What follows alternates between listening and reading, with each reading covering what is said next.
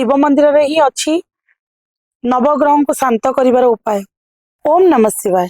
सठिक न्यूज प्रस्तुत करथिबा कार्यक्रम भाग्यर आलोक को मु एस्ट्रोलॉजर तपस्विनी दास आपण मानको स्वागत करुछि।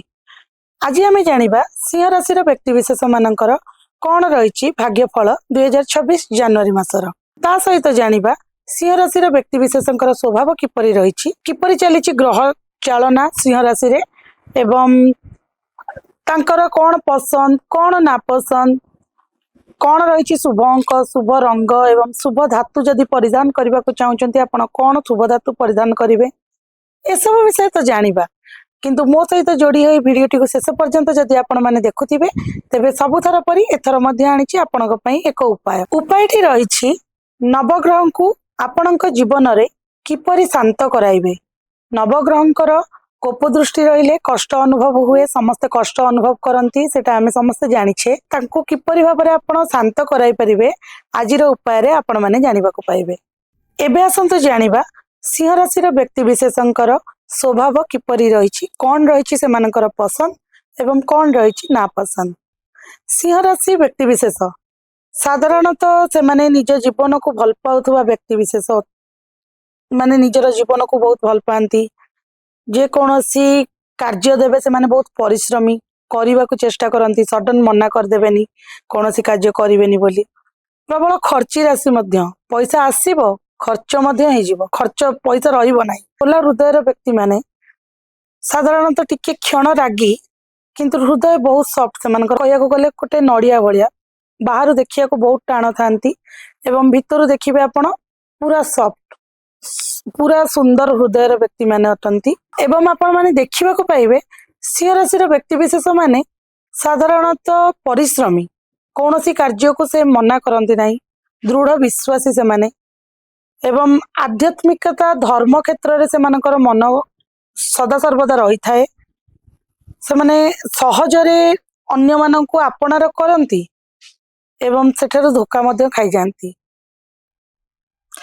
सिंह राशि व्यक्ति विशेष माने सहजरे निज आड़ को क्या आकर्षित करई पारंती। एही राशि अधिपति होउचंती सूर्य भगवान।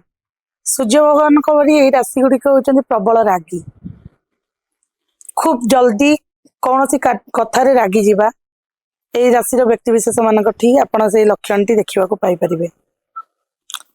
सीधा कथा कहवाको पसंद करती, से खूब जल्दी अन्य मानक शत्रु बनई दियंती, मुह उपरे कथा कहि दियंती, तेणुक सत कथा कहवा द्वारा अन्य माने शत्रुता आचरण करती, जल्दी शत्रु बनई दियंती। माने कौनसी तर्क कौनसी कार्य रे माने सांगे सांगे हार मानती नाही, तांकर पारु पर्यंत से माने चेष्टा करती कार्यटी को पूरा करने को।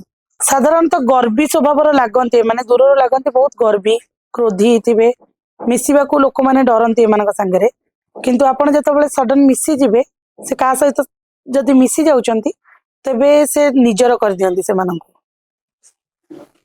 एमानंको सहजरे धोखा मध्य खाइबा को मिले। मिछ धोखा किंबा कौनसी प्रकार चिटिंग को एमाने सह्य करि पारंती नाही। जदि कौनसी जगार कहीं एमानंको धोखा देउछंती से जिनसटी को से माने जल्दी बुलंती, मोटामोटी भाव में कहवाक गले जेसा को तेसा एमाने करि पारंती। तबे ये तो थिला सिंह राशि व्यक्ति विशेष मानकर स्वभाव एवं पसंद आउ ना पसंद उपरे कथा। एबे जानिबा चलंतु किपरि रही सिंह राशि ग्रह चालना। मु आपणको आगरो कहिछि आपण मानकर अधिपति होउचंती सूर्य भगवान। ए वर्षटी आपणकर अछि जानिचंती 2026 जदि आमे न्यूमरोलॉजिकली कैलकुलेट करिबा ताले 1 हबा नंबर 1 मूलांक होछि सूर्य भगवान कर। तो वर्षटी होछि सूर्य भगवान कर। आपणकर पंचम घरे अछंती सूर्य भगवान, तांका सहित आउ तीनोटी ग्रह मध्य अछंती शुक्र बुध एवं मंगल।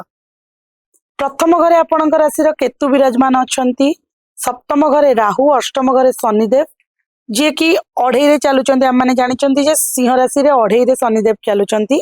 जेमती कि मु आपनको कही 7.5 शनिदेव प्रभाव विषय में आपको जनई जे 7.5 शनिदेव प्रभाव से देखा जाए थाए जार जातक जार ग्रह शनि ग्रह जातक खराब थे से पाखे 7.5 कोप देखा जाए एवं से प्रतिकार करने को पड़ता है। से हीपरि ଯେତେବେଳେ ଅଢେଇ ଚାଲିଛି ବୋଲି କହୁଛେ ଆମେ, ସେଇଟା ବି ଖରାପ ଚାଲିଛି ବୋଲି ସମସ୍ତେ ଭାବି ଦିଅନ୍ତି। ଯଦି ଶନିଦେବ ଆପଣଙ୍କର ଶାନ୍ତ ଥିବେ, ତେବେ ଆପଣଙ୍କର ଜାତକରେ ଶାନ୍ତ ବସିଥିବେ, ତେବେ କୌଣସି ପ୍ରକାରରେ ଆପଣଙ୍କୁ ମଧ୍ୟ ଅସୁବିଧା ହେବାକୁ ପଡିବ ନାହିଁ। ହଁ, କାମ ଟିକେ ଆପଣଙ୍କର ବିଳମ୍ବରେ ହେଇପାରେ। ସବୁ କାମ ସବୁ କାର୍ଯ୍ୟ ଯାହା କରିବାକୁ ଯାଉଥିବେ ସବୁ କାର୍ଯ୍ୟ ବିଳମ୍ବରେ ହବ, କିନ୍ତୁ ଶନିଦେବ ଆପଣ ମାନେ ଜାଣିଛନ୍ତି, ଶନିଦେବ ହଉଛନ୍ତି କର୍ମର ଦେବତା। ଯାହା କର୍ମ ଫଳ ଥାଏ ଆପଣଙ୍କର ତାକୁ ପ୍ରଦାନ କରନ୍ତି। ତ ଏଇ ସମୟରେ ଯଦି ଆପଣ କିଛି ପୂର୍ବରୁ ଭଲ କର୍ମ କରିଛନ୍ତି, ତାର ଫଳ ଆପଣଙ୍କୁ ମିଳିବ, ଫଳ ପ୍ରାପ୍ତ କରିବେ। ତେଣୁ ଭୟ କରିବାର କିଛି ନାହିଁ। ଆଉ ଯଦି ଆପଣଙ୍କ ଜାତକରେ ଶନି ଖରାପରେ ଚାଲିଛନ୍ତି ବୋଲି ଆପଣ ଭାବୁଛନ୍ତି କିମ୍ବା ଆପଣଙ୍କର କାର୍ଯ୍ୟକଳାପରେ ଦେଖାଯାଉଛି, ତେବେ ଆପଣ ଶନିଙ୍କର ପ୍ରତିକାର ମଧ୍ୟ କରିପାରିବେ। ଇଏ ତ ଥିଲା ସିଂହ ରାଶି ବ୍ୟକ୍ତି ବିଶେଷ ମାନଙ୍କର ଗ୍ରହ ଚାଳନା କିପରି ରହିଛି ତା ବିଷୟରେ ବିବରଣୀ। ଏବେ ଆସନ୍ତୁ ଜାଣିନେବା ସିଂହ ରାଶି ବ୍ୟକ୍ତି ବିଶେଷଙ୍କର 2026 ଜାନୁଆରୀ ମାସରେ ଶିକ୍ଷା, ସ୍ୱାସ୍ଥ୍ୟ, ବାଣିଜ୍ୟ ଏବଂ ଅନ୍ୟାନ୍ୟ ଆଦି ବିବରଣୀ ଉପରେ କିପରି ରହିବ ଜାନୁଆରୀ ମାସଟି। ଚାଲନ୍ତୁ ଜାଣିଦେବା। ସ୍ୱାସ୍ଥ୍ୟଗତ ସମସ୍ୟା ଆପଣଙ୍କର ବିଶେଷଟା ଦେଖାଯାଉ ନାହିଁ, କିନ୍ତୁ ଛୋଟ ଛୋଟ ଯେମିତି ଅଣ୍ଟା ଯନ୍ତ୍ରଣା, ଆଣ୍ଠୁ ବିନ୍ଧା, ମୁଣ୍ଡ ବିନ୍ଧା, ଏଇସବୁ ଟାଇପର କିଛିଟା ସ୍ୱାସ୍ଥ୍ୟଗତ ସମସ୍ୟା ଆପଣଙ୍କର ଦେଖାଯାଇପାରେ। କାରଣ ଆପଣଙ୍କର ଯୋଉ ରାଶିର ମୂଳ ଅଧିପତି ହେଉଛନ୍ତି ସୂର୍ଯ୍ୟ, ସିଏ ଏବେ ଅଛନ୍ତି ଆପଣଙ୍କର ପଞ୍ଚମ ଘରେ। ସେ ମକର ସଂକ୍ରାନ୍ତିରେ ଆମେ ଜାଣିଛେ ସୂର୍ଯ୍ୟ ମକର ରାଶିକୁ ତାଙ୍କର ସ୍ଥାନ ପରିବର୍ତ୍ତନ କରିବେ। ତ ସ୍ଥାନ ପରିବର୍ତ୍ତନ କଲେ ଆପଣଙ୍କର ଷଷ୍ଠ ଘରକୁ ସୂର୍ଯ୍ୟ ପରିବର୍ତ୍ତନ ହେବେ। ତ ମୁଖ୍ୟତଃ 14 ରୁ 24 ତାରିଖ ପର୍ଯ୍ୟନ୍ତ ଆପଣଙ୍କୁ ସମସ୍ୟା ଦେଖିବାକୁ ମିଳିବ। ଯଦି 14 ତାରିଖରୁ ଆପଣ କିଛି ଭ୍ରମଣ ଯାତ୍ରାର କୌଣସି ପ୍ରକାର ଲଙ୍ଗ ଜର୍ଣ୍ଣି ରଖୁଛନ୍ତି କି ଦୂର ସ୍ଥାନକୁ ଯିବାର କୌଣସି ପ୍ରକାରର ଆପଣଙ୍କର ବ୍ୟବସ୍ଥା ଥାଏ, ତେବେ ସେଇ ଟାଇମରେ ଆପଣ ଆପଣଙ୍କର ସ୍ୱାସ୍ଥ୍ୟ ପ୍ରତି ଯତ୍ନ ନେବା ଆବଶ୍ୟକତା। ନହେଲେ ଶରୀର ସ୍ୱାସ୍ଥ୍ୟ ପକ୍ଷେ ଏତେଟା କ୍ଷତିକାର ନାହିଁ। ବିଦ୍ୟାର୍ଥୀ ମାନେ ନିଜ ପାଠ ପଢାକୁ ନେଇ ଅତ୍ୟଧିକ ବ୍ୟସ୍ତ ରହିବେ। ବହୁତ ବ୍ୟସ୍ତ ବହୁଳ ଭିତରେ ବିଦ୍ୟାର୍ଥୀ ମାନେ ତାଙ୍କର ପାଠପଢା କ୍ୟାରିୟରକୁ ଦେଖିବେ। ମୋର କୋଉଥିରେ ଗଲେ ମତେ ଭଲ ରହିବ, ସେଥିପାଇଁ କିଛି ନୂଆ ଶିକ୍ଷା, କିଛି ନୂଆ କୌଣସି ସ୍ଥାନରେ ଆଡମିସନ ନେଇଯିବା, ଏଇଭଳିଆ ମନୋବୃତ୍ତି ରହିବ। ଏବଂ ସେମାନେ ବହୁତ ସିରିୟସଲି ନେବେ ନିଜ ପାଠ ପଢାକୁ, ନୂଆ ପାଠ ପଢିବା ପାଇଁକା ମନ ବଳେଇବେ। ଏବଂ ଅଧିକ ଜାଣିବାର ଇଚ୍ଛା ରହିବ। ମୁଁ କେମିତି ଜାଣିବି, ଆଉ କିଛି ନୂଆ ବିଷୟରେ ଜାଣିବି, ଏଇଭଳିଆ ତାଙ୍କର ଇଚ୍ଛା ରହିବ ପାଠ ପଢାରେ। ପରୀକ୍ଷାର୍ଥୀ ମାନଙ୍କ ପାଇଁ ମଧ୍ୟ 16 ଜାନୁଆରୀ ପୂର୍ବରୁ ଯଦି ଆପଣଙ୍କର କୌଣସି ପରୀକ୍ଷା ରହୁଛି, ତେବେ ଆପଣଙ୍କ ପାଇଁ ବହୁତ ଭଲ ରହିବ। ଯଦି 16 ଜାନୁଆରୀ ପରେ ରହୁଛି, ଆପଣଙ୍କୁ କଷ୍ଟ କରିବାକୁ ପଡିବ ସେଥିପାଇଁ, କିନ୍ତୁ ଭଲ ରହିବ, ଏତେଟା ଖରାପ ମଧ୍ୟ ରହିବ ନାହିଁ। ପ୍ରେମ ସମ୍ପର୍କ, ମାନସିକ ଅଶାନ୍ତି ଲାଗି ରହିବା। ଆପଣଙ୍କର ପାର୍ଟନର, ଲାଇଫ ପାର୍ଟନର, ଯିଏ ବି ଆପଣଙ୍କର ପାର୍ଟନର ଥିବେ, ତାଙ୍କର ମନରେ ଆପଣଙ୍କ ପ୍ରତି କିଛିଟା କଥାକୁ ନେଇକି ରାଗ, ଅଶାନ୍ତି, କ୍ରୋଧ ଦେଖିବାକୁ ମିଳିବ। ଆପଣଙ୍କ ତରଫରୁ ବି କିଛିଟା ରାଗ, କ୍ରୋଧ ଦେଖିବାକୁ ମିଳିବ। ଯଦି ଆପଣଙ୍କର ସମ୍ପର୍କକୁ ଭଲ ରଖିବାର ଅଛି, ତାହେଲେ ଏବେ ଗୋଟେ ଛୋଟିଆ ସଜେସନ ଦଉଛି ଆପଣ ମାନଙ୍କୁ, ଯେ ଆପଣ ମାନେ ଟିକେ ଶାନ୍ତ ରହିବାକୁ ଚେଷ୍ଟା କରନ୍ତୁ। କୌଣସି କଥାରେ ଯୁକ୍ତି ତର୍କ କରିବାକୁ ଚେଷ୍ଟା କରନ୍ତୁ ନାହିଁ। 18 ତାରିଖ 19 ତାରିଖ ପର୍ଯ୍ୟନ୍ତ ଆପଣଙ୍କର ଏଇ ସମସ୍ୟାଟି ଲାଗି ରହିବ। ତେଣୁ ଆପଣ ଯେତେ ଶାନ୍ତ ରହିଯିବେ, ଆପଣଙ୍କର ରିଲେସନସିପକୁ ବଞ୍ଚେଇବାରେ ସାହାଯ୍ୟ କରିବ। ବୈବାହିକ ଜୀବନରେ ଆପଣଙ୍କର ସପ୍ତମ ଘରେ ରାହୁ ବିରାଜମାନ ଅଛନ୍ତି। ପୁରା ବର୍ଷ ମଧ୍ୟ ରାହୁ ବିରାଜମାନ ରହିବେ। ଆପଣଙ୍କର ରାହୁଙ୍କର କୌଣସି ଟ୍ରାନଜିଟ ଦେଖାଯାଉ ନାହିଁ। ତ ରାହୁ ଯେହେତୁ ସପ୍ତମ ସ୍ଥାନରେ ବିରାଜମାନ ଅଛନ୍ତି, ସପ୍ତମ ଘରଟା ହଉଛି ଆପଣଙ୍କର ବୈବାହିକ ଜୀବନର, ବୈବାହିକ ଘର, ମାନେ ବିବାହର ଘର ବୋଲି କୁହାଯାଏ ଆମର ସପ୍ତମ ସ୍ଥାନଟି। ତ ସପ୍ତମ ଘରର ଅଧିପତି ହଉଛନ୍ତି ଶନିଦେବ, ଏବଂ ସିଏ ଅଛନ୍ତି ଆପଣଙ୍କର ଅଷ୍ଟମ ଘରେ।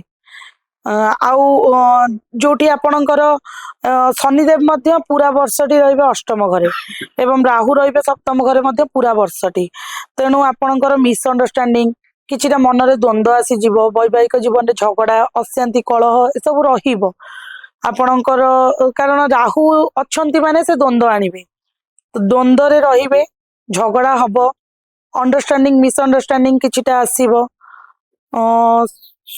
ଆପଣଙ୍କର ଯିଏ ଲାଇଫ ପାର୍ଟନର ଅଛନ୍ତି ବା ଆପଣଙ୍କର ହଜବେଣ୍ଡ ହୁଅନ୍ତୁ କିମ୍ବା ଆପଣଙ୍କର ୱାଇଫ ହୁଅନ୍ତୁ, ଆପଣଙ୍କର ଯୋଉ ଲାଇଫ ପାର୍ଟନର ଅଛନ୍ତି ଯିଏ କି ଆପଣଙ୍କର ହଜବେଣ୍ଡ ହୁଅନ୍ତୁ କିମ୍ବା ଆପଣଙ୍କର ୱାଇଫ ହୁଅନ୍ତୁ, ଯଦି ସିଂହ ରାଶିର ବ୍ୟକ୍ତି ବିଶେଷ ମାନେ ପୁରୁଷ ଲୋକମାନେ ଯଦି ସିଂହ ରାଶିର ଆପଣ ମାନେ ଦେଖୁଛନ୍ତି, ତେବେ ଆପଣଙ୍କର ସ୍ତ୍ରୀ ମାନଙ୍କ କଥା କହୁଛି, ଏବଂ ଯଦି ସ୍ତ୍ରୀ ଲୋକମାନେ ଦେଖୁଛନ୍ତି ସିଂହ ରାଶିର ସ୍ତ୍ରୀ ଲୋକମାନଙ୍କର ଆମର ସ୍ୱାମୀ ମାନଙ୍କ କଥା ମୁଁ କହୁଛି ଯେ ସେମାନଙ୍କର କିଛିଟା ସ୍ୱାସ୍ଥ୍ୟରେ ସମସ୍ୟା ମଧ୍ୟ ଆପଣଙ୍କୁ ଦେଖିବାକୁ ମିଳିବ, ଯୋଉଥି ପ୍ରତି ଆପଣଙ୍କୁ ଟିକେ ସତର୍କ ରହିବାକୁ ପଡିବ। ଛୋଟ ଛୋଟ କଥାର ଝଗଡାଟା ଆପଣଙ୍କର ବଡ ହେଇଯିବ, ଯୋଉ କହନ୍ତି ଝିମିଟି ଖେଳରୁ ମହାଭାରତ ଲାଗିବା, ସେଇଭଳି ସିଚୁଏସନ ହବ। ତେଣୁକରି ଆପଣ ଚାହିଁଲେ ଶାନ୍ତ ରହି ପରିବେଶଟିକୁ ଶାନ୍ତ ରଖିପାରିବେ ଏବଂ ସମ୍ଭାଳି ପାରିବେ, ସିଚୁଏସନ ଯାହା ବି ହଉ ତାକୁ ସମ୍ଭାଳି ଦେଇ ପାରିବେ। ଶିକ୍ଷା, ଚାକିରି, ବ୍ୟବସାୟ କ୍ଷେତ୍ରରେ ଆପଣ କିଛି ବଡ ଧରଣର ଯଦି କରିବାକୁ ଚାହୁଁଛନ୍ତି, 16 ଜାନୁଆରୀ ପୂର୍ବରୁ ଆପଣ କରିନିଅନ୍ତୁ।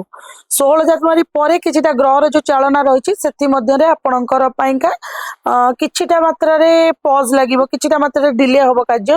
ସେଥିପାଇଁ ଆପଣ ଯାହା କରିବାକୁ ଚାହୁଁଛନ୍ତି 16 ଜାନୁଆରୀ ପୂର୍ବରୁ କରିଦିଅନ୍ତୁ। 16 ଜାନୁଆରୀ ପୂର୍ବରୁ କରିବାର ଅର୍ଥ ହଉଛି ଆପଣଙ୍କର ଜାଣୁଛନ୍ତି ମଙ୍ଗଳ ଷଷ୍ଠ ଘରେ ଅବସ୍ଥାନ କରିବେ, ଯୋଉଠିକି ଆପଣଙ୍କର କାର୍ଯ୍ୟ ତ ରୋକି ହବନି, କିନ୍ତୁ ମାନେ ଯେତେ ଭଲ 16 ଜାନୁଆରୀ ପୂର୍ବରୁ ହେଇପାରିବ ସେତେ ଭଲ ନାହିଁ। ସେଥିପାଇଁ କହିଲି ଯଦି ଆପଣଙ୍କର କୌଣସି ପ୍ରକାର କାର୍ଯ୍ୟ କରିବାର ଅଛି 16 ଜାନୁଆରୀ ପୂର୍ବରୁ ଆପଣ କରିବାକୁ ଚେଷ୍ଟା କରନ୍ତୁ। କିଛି କୌଣସି ପ୍ରକାର ଶୁଭ କାର୍ଯ୍ୟ, ମାଙ୍ଗଳିକ କାର୍ଯ୍ୟ ଯଦି କରିବାକୁ ଚାହୁଁଛନ୍ତି, ଯଦି ବୈବାହିକ ଜୀବନର କିଛି ବାହାଘର ହେଇନି, କୌଣସି ସିଂହ ରାଶିର ବ୍ୟକ୍ତି ବିଶେଷ ମାନଙ୍କର ବାହାଘର ଖୋଜୁଛନ୍ତି କିମ୍ବା ବାହାଘର ଲାଗି ରହିଛି, ଯଦି ତାରିଖ ଖୋଜୁଛନ୍ତି ବାହାଘର ପାଇଁକା ଫାଇନାଲ କରିବାକୁ 16 ଜାନୁଆରୀ ପୂର୍ବରୁ କରିଦିଅନ୍ତୁ, ଆପଣଙ୍କ ପାଇଁ ଭଲ ରହିବ। ତାପରେ ହବ କିନ୍ତୁ ଟିକେ ଡିଲେ ରହିବ। କ୍ୟାରିୟରରେ ଆପଣ ଆପଣଙ୍କ ଫିଲ୍ଡରେ ରାଜା ଏଇ ମାସରେ, ଆପଣଙ୍କର ଦାୟିତ୍ୱ ବଢିବ, লিডরশিপ নেবে। ମୁଁ କହିଛି ସିଂହ ରାଶିର ବ୍ୟକ୍ତି ବିଶେଷ ମାନେ লিডରশিপ କ୍ୱାଲିଟିର, ତ লিডରশিপ ନେଇପାରନ୍ତି, କାମର ଦାୟିତ୍ୱ ନେବେ, କାମର ଭାର ରହିବ, ଅତ୍ୟଧିକ କାମ କରିବେ ଏବଂ ଯାହା ବି କରିବେ ଆପଣଙ୍କ ଫିଲ୍ଡରେ ଆପଣଙ୍କର ଯିଏ କୌଣସି ଆପଣଙ୍କର ଯିଏ ବି ପାର୍ଟନର ଯିଏ ବି ଅଛନ୍ତି, ଆପଣଙ୍କର କାର୍ଯ୍ୟର ପାର୍ଟନର କଥା କହୁଛି, ଯୋଉମାନେ ବି ଅଛନ୍ତି ସେମାନେ ଆପଣଙ୍କୁ ସପୋର୍ଟ କରିବେ, ଆପଣଙ୍କୁ ପ୍ରଶଂସା କରିବେ। ତ କ୍ୟାରିୟରରେ ତ ଆପଣ ଆପଣଙ୍କର ରାଜା ଅଛନ୍ତି ଏ ମାସରେ।